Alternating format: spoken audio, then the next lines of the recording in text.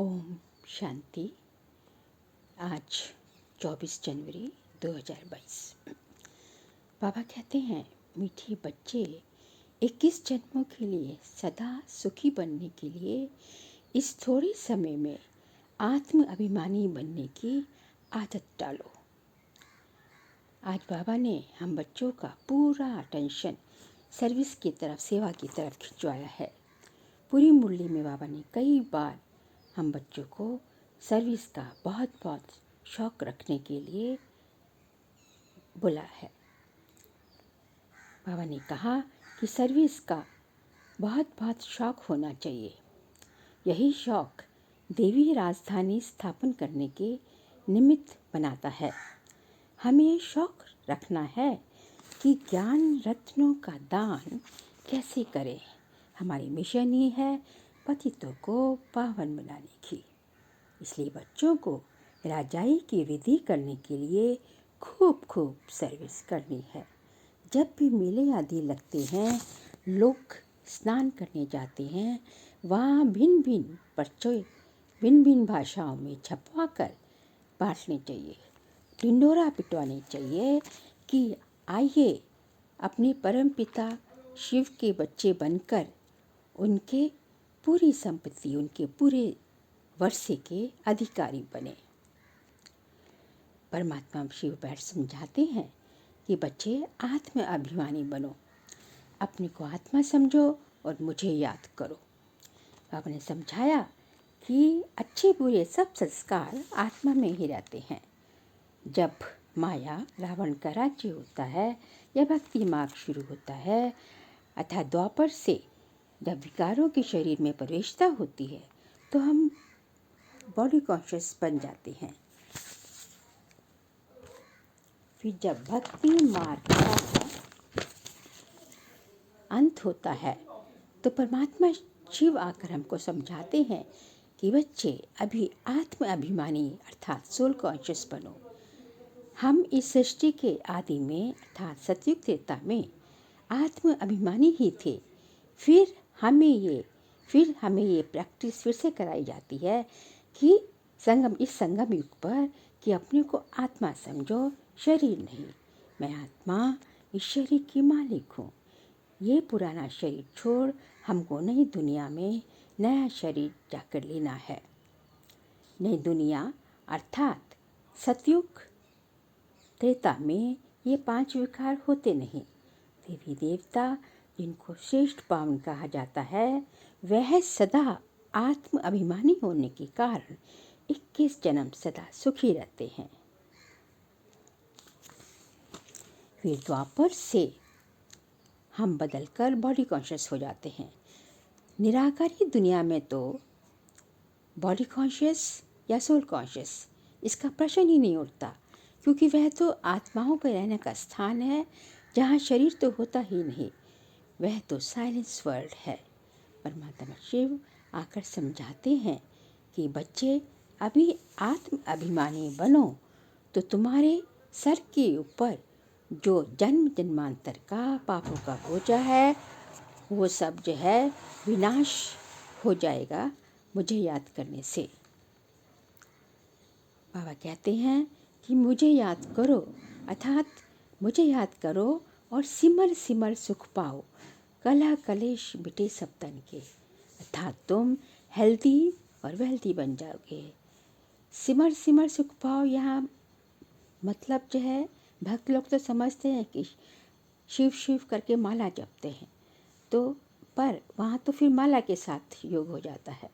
लेकिन हमें मुख से नहीं, मन की आँखों से परमात्मा शिव को याद करना है। बाबा समझाते हैं कि जब भक्त लोग इतनी गंगा स्नान जगह जगह जाकर स्नान कुंभ के मेले में जगह जगह जाकर करते हैं, लेकिन इस सब करके तो कोई आज तक पावन बना ही नहीं। गंगा को पतित पावनी तो नहीं कहेंगे। विकर्म विनाश तो बाबा से योग लगाकर योग अग्नि में भस्म करके ही विकर्म विनाश होते हैं। आगे बाबा ने सर्विस के भिन्न भिन्न हमें जो है बहुत बहुत युक्तियाँ बताई हैं कि जगह जगह ऐसे स्थानों पर जाकर ये मेन पॉइंट समझाने का होना चाहिए कि इस एक पहेली को समझो कि गंगा में स्नान करने से जो तुम्हारे पाप है वो नहीं धुलते, केवल एक परमात्मा शिव को याद करके ही तुम इस कर्मों के बोझे से जो है मुक्ति पा सकते हो और सेकंड में तुम जीवन मुक्ति भी पा सकते हो।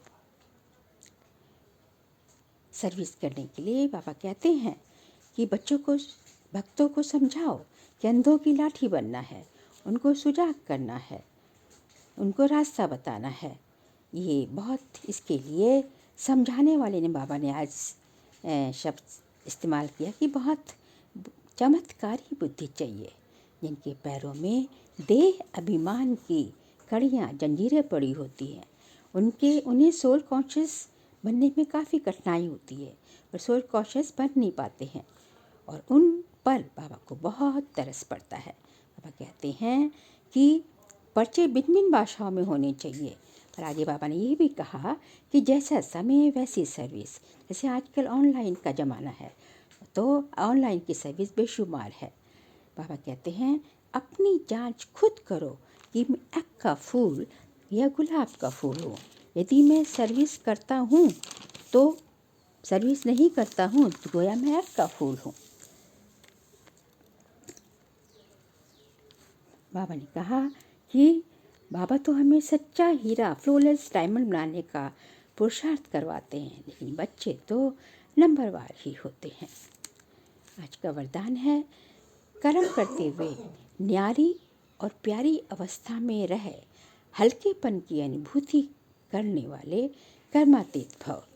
कर्मातीत अवस्था अर्थात न्यारी और प्यारी अवस्था।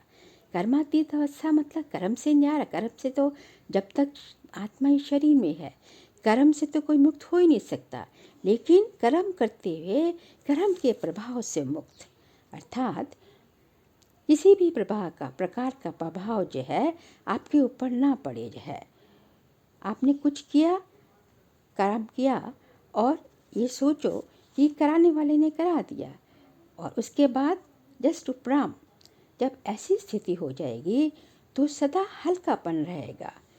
कर्म करते तन मन का हल्कापन, जितना कर्म करो उतना हल्का, जितना कर्म बढ़े उतना हल्कापन भी बढ़ता रहे।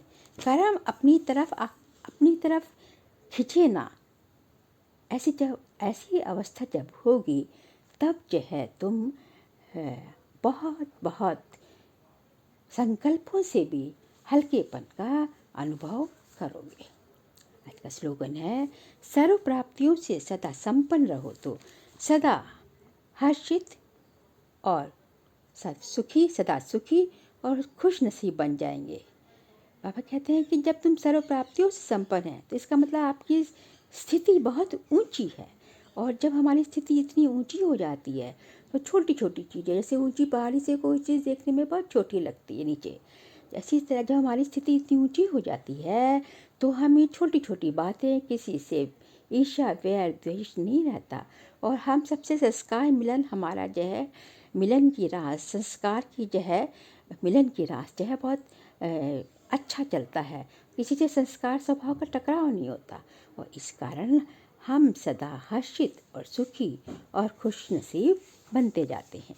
तो आज का अभ्यास यही रहेगा कि जो है बाबा से जब आपको तो आज सारा दिन ये अभ्यास करेंगे कि बाबा से जब हमें किसी अपने संबंध, किसी पर्टिकुलर जो है संबंध की तरफ खिंचाव हो रहा है, उसकी वो खींच हो रही है, तो बाबा से चूँकि हमें सर्व संबंधों का रस अनुभव करना है तो हम बाबा से उस संबंध से रिश्ता जोड़ेंगे, और उस संबंध से रिश्ता जोड़ के स्नेह के सागर में समाते रहेंगे। और जैसे जैसे हम स्नेह के सागर में समाते जाएंगे तो हमारी स्थिति बहुत ही ऊंची होती जाएगी, और हम जो है बिल्कुल बाबा के नज़दीक जाते हुए हम जो है एकदम जैसे उसके सागर में समा गए, तो हमें जो है अपनी स्थिति बहुत ही ऊंची बना दी है और जो है सदा लवलीन जो है हम अनुभव करेंगे। ओम शांति।